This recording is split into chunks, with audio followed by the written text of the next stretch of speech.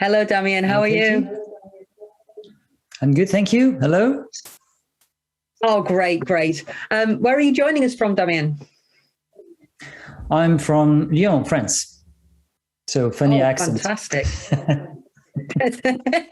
It's not as funny as my accent when I try and speak French, as you've heard. So Damien and I both work at NearForm, and Damien now works in the engineering management team. So I understand you've got a passion for technology.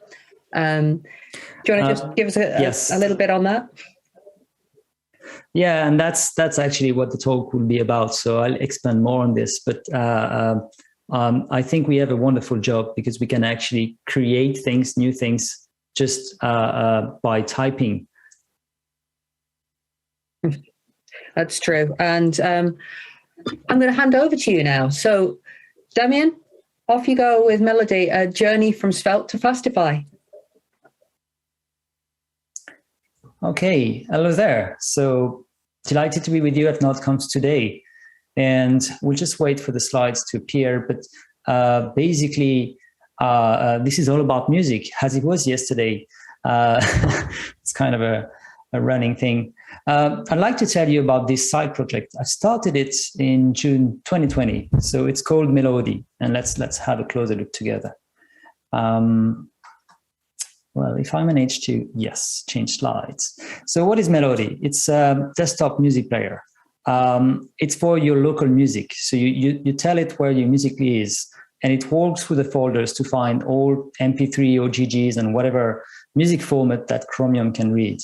Then it will extract their music metadata. And based on that metadata, it will organize your tracks either by album or by artist. It means that it does not depend on you to, follow some form of naming or organization convention. It only relies on the tags, thanks to a wonderful lib called music metadata that handles a lot of different formats. It's also reactive. Whenever you add, remove, or change files in the watch folders, Mélodie will adapt and reorder your music library accordingly, either when it's running or after the fact when you start it again. Let's have a quick look. So that's the UI. Obviously, this is the album list. You can dive into an album, see the list of tracks. The cover is either coming from local files, if you have some of them, but it could also be fetched from Discog or AudioDB, which are two famous music metadata providers. By the way, Discog is free to use. You register and you have a personal key, and Discog is free to use, and AudioDB requires patronage. You can also look by artists and the bios as well as avatars. They also come from those metadata providers. You can obviously upload your own, right? Then, as you can guess, you can enqueue. Let me just silence it for a minute. You can enqueue tracks, and you will have all the basic controls you expect from a music player. There is a minimum playlist support in which you can reorder, add, and so on, export and import those playlists. And finally, we have some minimum search engine that will look for your tracks based on their names, but also artist and album names. So that's what it is. Really nothing fancy, but simply works. Let's now dive under the hood. And during this talk, we'll walk together through those various pieces of technology. As you probably figured out, this is an Electron application, so pure JavaScript. I've used Svelte and Tailwind CSS for the UI. Tailwind is for the styling. Most of the logic is using reactive extension operators, so RxJs, and the data is stored in a SQL database. Finally, we also have fastify the web framework. And if you're wondering what's the use of a web framework into a desktop application, I'll come to that point. You may also be wondering what's the use of yet another music player. So all your horses, I'll get to that at the end. Okay, nowadays, what does it take to write a JavaScript desktop application? So you're probably using VS Code, Postman, Slack, or Teams. So those are very famous Electron-based applications. In a nutshell, Electron is an unleashed version of Chromium that can run Node.js code. Therefore, you can mix UI and Node code, but just don't do that. So maybe 8 years ago, we had Electron. It was known as Atom, and it was fine calling a Node.js function straight from a non-click handler. Now the official documentation strongly discourages such design. Don't do that for security and performance reason. So instead, you have two processes. The renderer process that is basically Chromium, runs JS, CSS, and HTML, and the main process that runs the Node.js code, and that can access your operating system. They communicate by exchanging asynchronous messages together, okay? And that sounds familiar because that's exactly what our web application do together with their servers. So the question is, does it worth it? It sounds a bit complicated. There are good reasons to have this split in two. First, a better user experience. So in Mélodie, when you start it, it's crawling the files on your file system. That's Node.js code. And you can still use the UI and start listening to music and brew the existing library, even if the Node.js is pretty busy crawling your file system. Then it also offers stronger security scheme, because either if you include third-party scripts like Google Analytics in your UI, or if you run user-provided code, that code cannot easily access the underlying machine, and that's for the better. And maybe someday you would like to bring your desktop application to the web, similarly to what GitHub did when they took Visual Studio Code and turned it into code spaces. That day, your code base will be almost ready for that. Let me quickly show you Mélodie's entry point. So this is a main function, Node.js code in the main process that eventually is going to open a broader window that is Electron class. That broader window is starting the renderer process. And to that window, to that guy, we're going to load a URL, passing it giving it the path to an index.html file. And that really is, that really is a regular index.html file, the same one as we all write when we do web applications. Okay, so that is very, the gist of how this works. Probably enough of Electron for now. Let's dip a toe in Svelte and Tailwind CSS. So Rich Harris, he made Rollup, and 4 years ago, he also created Svelte. And it's more than a UI framework. It's actually a language because it has a compiler. And it's for you to write web components. So you create a .svelte file that will enclose some markup, some behavior, and some styling. Let's have a look at a very dumb presentational component together. That is the image component, those one displaying the covers you saw earlier. Okay, so at the top, you have a script tag enclosing all those exported variables, and these are the public properties of your image. So you can obviously set the source, but also give desired dimensions, and it goes both ways. That dimension goes, that's the actual dimension of the image. Then you have a couple of event handler, plain functions, that got attached this way by using Svelte on attribute. Okay, here's an example here of a conditional loop in Svelte. That's how you do that in Svelte.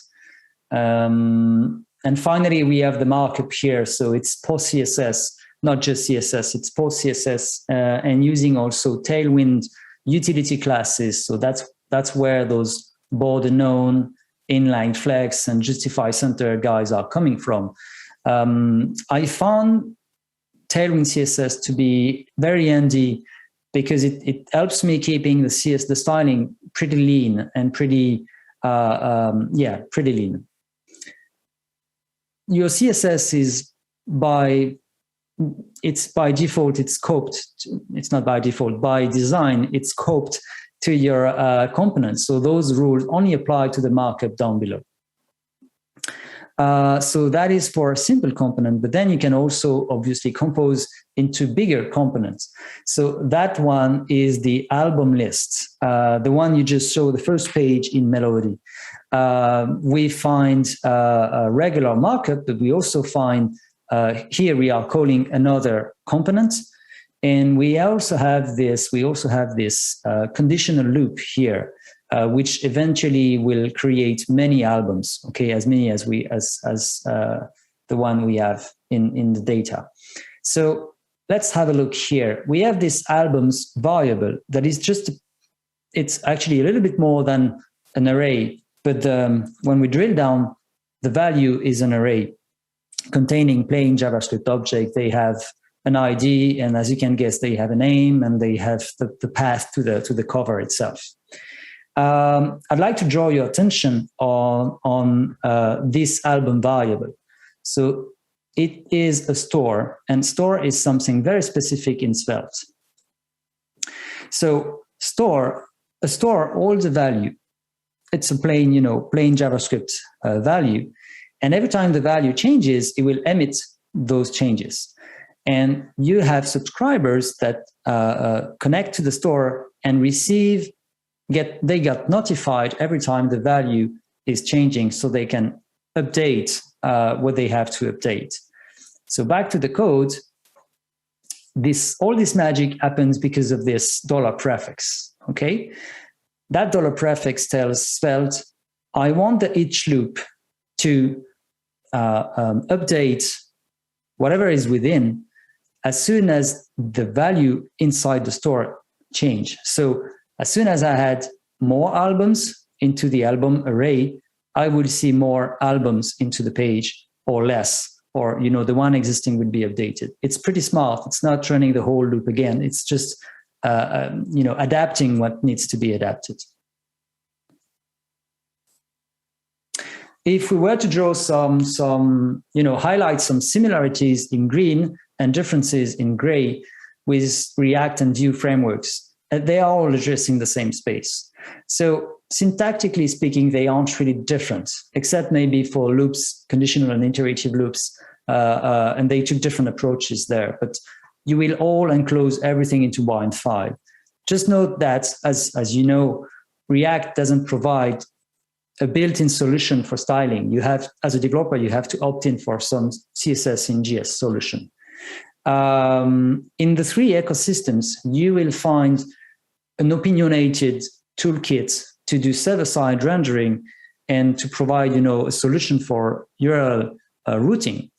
The one in Svelte ecosystem is named SvelteKit. It used to be Sapper, but now it's SvelteKit. And I'm not using it in Mélodie because it makes little sense to have server-side rendering within the desktop application. And also the push state API in Electron works slightly differently. So I opt in for something called Svelte SPA router, a small router based on hash browsing, and it's very, very good. The main fundamental difference between those three toolkits or languages is that with Svelte, we're not using the virtual DOM at all. So the compiler will turn your code into ad hoc JavaScript that will atomically add nodes and remove nodes from the DOM. And there's no virtual or shadow DOM comparisons at all, which means that there is little to no runtime in Svelte. And that's why the performance, both in terms of speed and also size of your application when it's bundled, that's why the performance is pretty good. Let's now move on to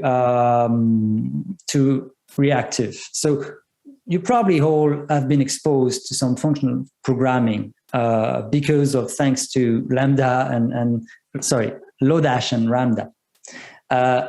Well, Rx kind of brings this to the next level. So in Rx, you have two main concepts: observables that are data sources, and observers that are consuming those and receiving those data updates. And Rx provides you a huge library of operators that can process the data in transit between observables and observers. In this diagram, called the marble diagram, the combined latest operator will memorize the values of each sources at the top and combine them together to output something that is the combination of the two. I don't have much time for an example, but something that is very useful in this context is that, the way I describe observables sounds really familiar after I described Svelte stores. And that is because you can use an observable as a store. Their API are fully compatible. So it's very handy because thanks to Rx, you have all this gigantic library of operators you can use in order to build your UI. I also used Rx on the node.js side because it's very adapted to event-based code. So every time the watcher found a difference in your file system, this is Rx. It's turned to an Rx observable and processed along the way with operators. So as often with the functional paradigm, that tooling really encourages you to write small units of easily testable and composable code. And that is always a win. But let's be honest, it's a completely different mindset. So starting to write in the functional paradigm where you are used to imperative code is very hard. And the list of operators, there are so many of them, it's actually hard, again, to find the right sequence to implement what you have to do. I have real troubles with the official documentation. I don't find it useful at all. It's very, very hard to get something quickly from the documentation, and troubleshooting could be an headache.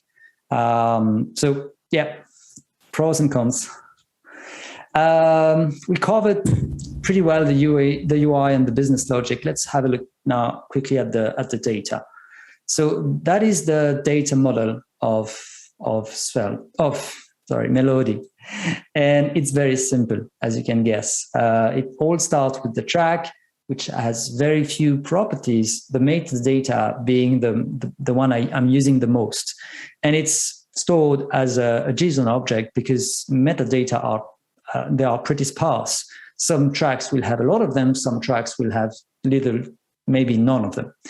As soon as I have processed the metadata, we can start creating albums, artists, and eventually playlists, mostly because users will create them or import them manually. So it's very simple. Because this is all JavaScript and the metadata are JSON objects, I initially went for a document store, something like Mongo or Couch. The issue is you can't really embed Mongo or Couch inside an Electron application. And using the pure JavaScript equivalent of those tools do not really provide performance.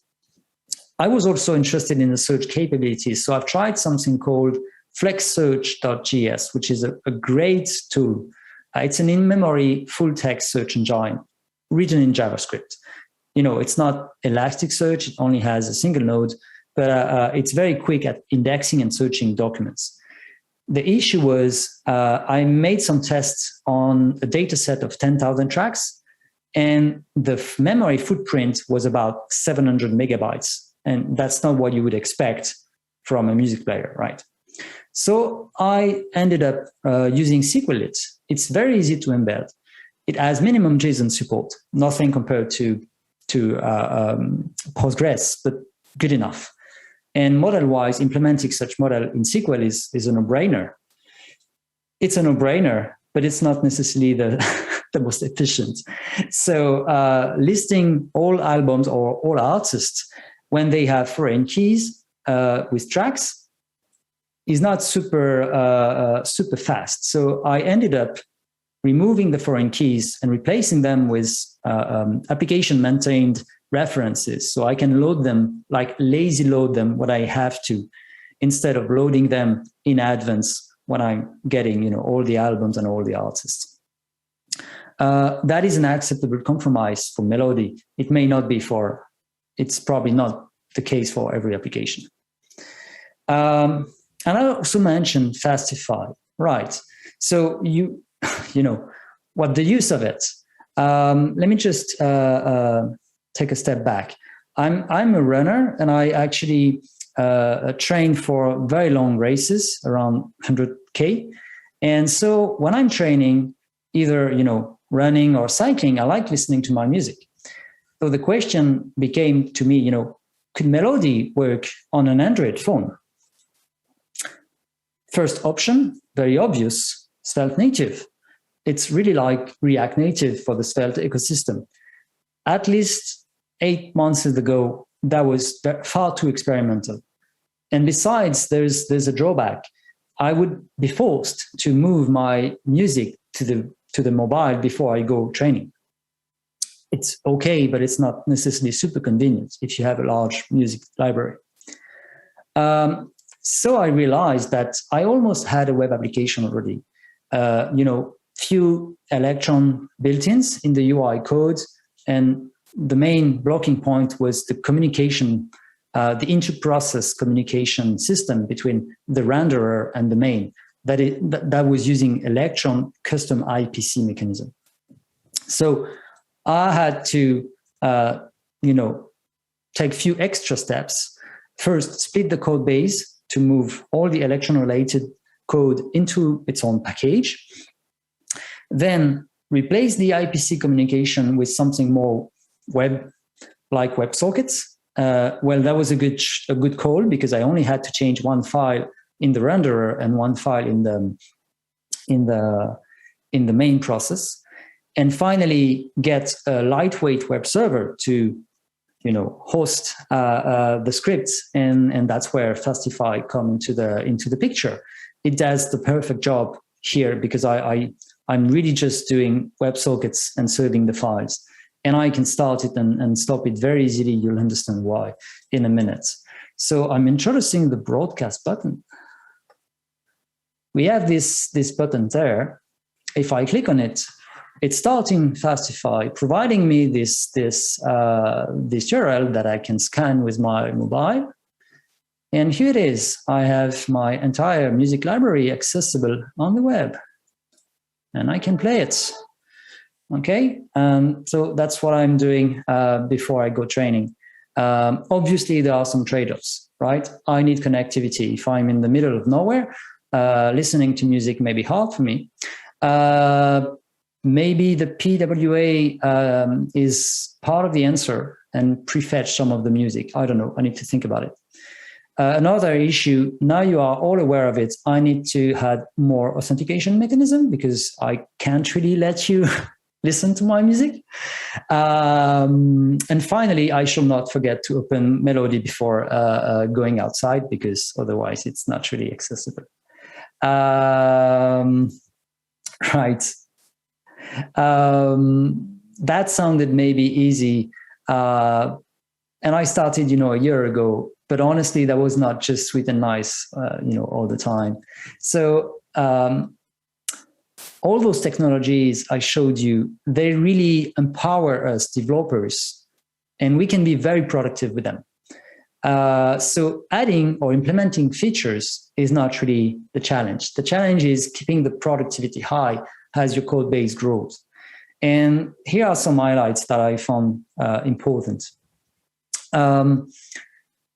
when you have a single contributor project and you want to keep it under control after a couple of months, you better embrace a testing strategy very early, probably day one, maybe day two. But it's pretty important. I'm using Jest everywhere.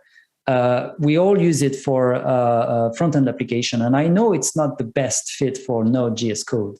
But think about that. The overhead it saves you, just by using the same tooling everywhere, worth the compromise, in my opinion, only my take. When I'm writing components, UI components, I'm following the component-driven development approach that got popularized by Storybook. And it's a perfect fit for Svelte or React philosophy, because it encourages you writing, starting with the small components and compose them in a larger page, instead of diving straight into the page and having those big chunks of code that then we have to split in chunks. And also think that with the Jest snapshot feature, you can do structural testing. That is, making sure you're not introducing regressions in styling and markup as time passes. And all this will helps you keeping your application stable, and you can still maintain it as a single developer. Also think that as you're working probably during evenings and weekends, having an enjoyable developer experience is not a gadget. So it keeps your motivation high. Ultimately, it keeps your projects alive. That is very important, because in the mix of technology you'll be choosing, some of them may be very hard to get working and working fast, and you don't want to just sit and wait for a Webpack to build your own application. When I moved Mélodie to the web, I went from a monolithic code base to a mono-repo with testing packages. I tried many systems, so PNPM, Lerna, NX, Yarn workspaces, and finally the solution came with NPM workspaces. And very recently, only since 7.24, I got everything working consistently in all scenarios: web, desktop, tests. Before that, that was always very easy to break something somewhere, and you have to find and fix that again. Finally, if you install Mélodie on Linux, you have AppImage, Snaps, and tar.gz. On Windows, you have nsys installer, a portable exe, and a zip file. On OS X, you have a disk image, so 7 different packages.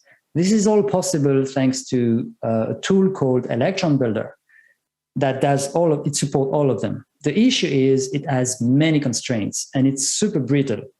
Basically, every time I change my dependencies, there's a high chance that I'm breaking something with Electron Builder. There's an inconsistency, it cannot bundle them properly. The last one was not because of Pinot, but the way the new Pinot works, Electron Builder doesn't really like that. So I had to find workarounds. Fortunately for me, I'm not making my living out of Mélodie, so I don't strictly need to reach out to a large audience. But if you have that in mind, that may be a big issue. Right. So to conclude, you're probably thinking this is all great, but do we need another music player? The answer is we don't. And I'm probably the only person that needs Mélodie on Earth. And that's the whole point of side projects. Okay, you do them for their own sake and your own enjoyment. So maybe they sound useless and silly. It's not really the point. These are great ways for you to learn and experiment and to make you better developers. You can safely try, fail, no big impact, and you can forge your own opinion. Maybe you'll be very successful, meet others, learn even more, even get paid for them. Don't really count on it. It doesn't happen often, and there are not so nice implications. The choice of the topic is important. there's no question about the feature set of a media player. Everyone knows what to expect from that. But if you want both to learn new technologies and revolution a new field, you're doubling the challenge there. So first and foremost, do those side projects for you. And they, it's okay to treat yourself on your own. Thanks a million for having me.